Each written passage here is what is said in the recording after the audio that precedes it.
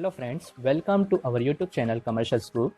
आज हम डिस्कस करने वाले हैं जो रिसेंटली WTI की ऑयल प्राइस क्रैश हुई है, उसका इम्पैक्ट इंडिया के अंदर क्या आने वाला है। क्या इंडिया इस अपॉर्चुनिटी का लाभ उठा पाएगा, उसको एडवांटेज ले पाएगा या नहीं ले पाएगा।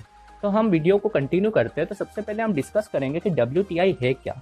WTI जिसका फुल फॉर्म है वेस्ट टेक्सास इंटरमीडिएट, ये एक ग्रेड ऑफ क्रूड ऑयल है जो नॉर्थ अमेरिका में सिचुएटेड है। और देखा जाए तो ये मेन 3 बेंचमार्क जो ओवर द वर्ल्ड है क्रूड ऑयल की, उसमें से एक है। ये मेनली बिलोंग करता है टेक्सास को, इसलिए इसके नाम में डाला गया है वेस्ट टेक्सास इंटरमीडिएट। और जो ऑयल प्राइस क्रैश हुआ है अभी क्रूड ऑयल का, वो मेनली WTI के अंदर ही हुआ है, जो कि -$37 पर बैरल हुआ है। अब हम डिस्कस करते हैं कि इंडिया की पोजीशन, इंडिया क्या उसका बेनिफिट उठा पाएगा। बेनिफिट उठाने से पहले हम देखते हैं कि इंडिया की पोजीशन, अगर रिजर्व्स देखा जाए, रिजर्व्स अगर इकट्ठा करता है इंडिया, तो उसकी सिचुएशन क्या है। तो इंडिया के अंदर SPR जिसका फुल फॉर्म है strategic petroleum reserve, total 4 SPR हैं। और SPR यूज होते हैं जनरली इमरजेंसी सिचुएशन में। तो इंडिया के अंदर टोटल ऐसे 4 SPR हैं, जो कि विशाखापट्टनम आंध्र प्रदेश, मैंगलोर कर्नाटका, पादर कर्नाटका और चंदीखोल ओडिशा, जिसमें से पादर और चंदीखोल जो है वो अभी अंडर कंस्ट्रक्शन है, मतलब इनका काम चल रहा है। और इंडिया के अंदर ये काम जो SPR का था वो शुरू हुआ था इन द ईयर 2005, जिसके लिए कंपनी सेटअप करी गई थी जिसको बोलते हैं ISPRL, Indian strategic petroleum reserve limited. अगर यही रिजर्व का कंपैरिजन दूसरी कंट्री से करा जाए तो हम शॉक हो जाएंगे कि USA, चाइना, जापान और साउथ कोरिया ये इंडिया से बहुत ज़्यादा ही आगे हैं। इंडिया के पास सिर्फ 39 मिलियन बैरल कैपेसिटी है, जबकि देखा जाए तो USA के पास 797 मिलियन बैरल कैपेसिटी, चाइना के पास है 550 मिलियन बैरल कैपेसिटी, जापान के पास है 528 मिलियन बैरल कैपेसिटी और साथ ही साउथ कोरिया के पास है 214 मिलियन बैरल कैपेसिटी, जो शो करता है कि इंडिया बहुत पीछे है इस मुकाबले दूसरी कंट्रीज के।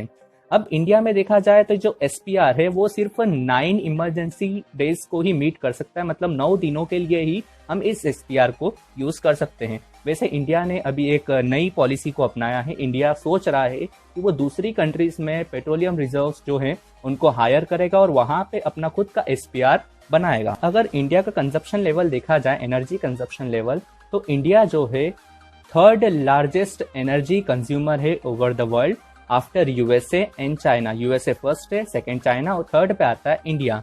इंडिया जनरली अपना जो क्रूड ऑयल है वो इंपोर्ट करता है ब्रेंट, दुबई और ओमान क्रूड ऑयल से, और कुछ ओपेक कंट्रीज से भी अपना क्रूड ऑयल इंपोर्ट करता है। इंडिया के पास सेल्फ प्रोडक्शन क्रूड ऑयल का बहुत कम है, जो कि 15% है। बाकी देखा जाए तो वो इंपोर्ट 85% ऑफ क्रूड ऑयल जो है वो इंपोर्ट करता है इन देशों से, जो कि ब्रेंट, दुबई और ओमान क्रूड ऑयल है। अब जो ऑयल प्राइस क्रैश हुआ है WTI के अंदर, वो हुआ क्या है उस सिचुएशन में। तो WTI के अंदर माना जा रहा है कि जो पर बैरल चार्जेस है, वैसे USA का जो ब्रेक इवन पॉइंट है वो है पर बैरल का $50, पर वो -37 चले गया, $-37 पर बैरल गया है। इसका मतलब ये नहीं है कि कंज्यूमर को उल्टा पैसे देंगे प्रोड्यूसर्स, इसका मतलब ये है कि यहाँ पे प्रोड्यूसर्स को अपने जेब से पैसा लगा के उसका प्रोडक्शन करना पड़ा है। ये शो करता है -37 बैरल। वैसे आप देखते हैं कि ये जो WTI के ऑयल प्राइस क्रैश हुए हैं, इसका इम्पैक्ट इंडिया के अंदर क्या आने वाला है। तो इसके कुछ एडवांटेज और इसके कुछ डिसएडवांटेज है। सबसे पहला एडवांटेज हम डिस्कस करते हैं वो है कि इंडिया का जो इंपोर्ट बिल कॉस्ट आती है, इंपोर्ट करते टाइम जो उसको पे करना पड़ता है, वो कम हो जाएगा। क्योंकि ऑयल की प्राइस अगर कम होती है तो उस केस में ऑयल के जो प्राइसेस कम होने पे जो परसेंटेज है उनका इंपोर्ट बिल का वो कम जाएगा। तो इस तरीके से उनका करंट अकाउंट डिफिसिट इंप्रूव होगा। करंट अकाउंट डिफिसिट शो करता है एक्सपोर्ट इंपोर्ट का कंपैरिजन, और अगर इंपोर्ट बिल कम होगा तो यहाँ पे शो करेगा कि इंपोर्ट कम हो रहे, तो धीरे धीरे करके वो करंट अकाउंट डिफिसिट को बैलेंस कर देगा। सेकंड, इसका पॉजिटिव इफेक्ट देखा जाए तो यहाँ पे माना जा रहा है कि इंडिया के अंदर भी क्रूड ऑयल की प्राइसेस स्लाइटली फॉल हो सकती है, कम हो सकती है, क्योंकि इंटरनेशनल मार्केट फोर्सेस के कारण अगर WTI की प्राइस कम होगी तो ओवरऑल दूसरे भी जो प्रोड्यूसर्स हैं उनकी प्राइसेस भी धीरे धीरे कम होने की चांसेस हैं। तो इसलिए यहाँ पे माना जा रहा है कि इंडिया के अंदर भी क्रूड ऑयल की प्राइसेस कम हो सकती है। अगर इसके डिसएडवांटेज देखें तो इंडिया ने ये अपॉर्चुनिटी मिस कर दी है, क्योंकि उसका रीजन है कि इंडिया के पास अपना रिजर्व नहीं है, जो कि सिर्फ 39 मिलियन बैरल ही है। दूसरी कंट्रीज के मुकाबले ये बहुत कम है। और साथ में सेकंड इसका डिसएडवांटेज है कि इंडिया के पास जो कि WTI से वो परचेस नहीं करता है, वो परचेस करता है ब्रेंट, दुबई और ओमान क्रूड ऑयल, साथ में कुछ ओपेक कंट्रीज से परचेस करता है।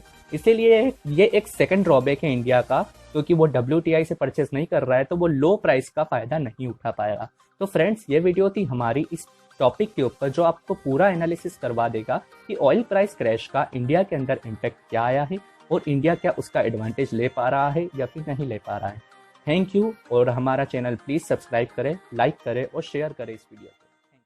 Subscribe now and press the bell icon. Never miss an update.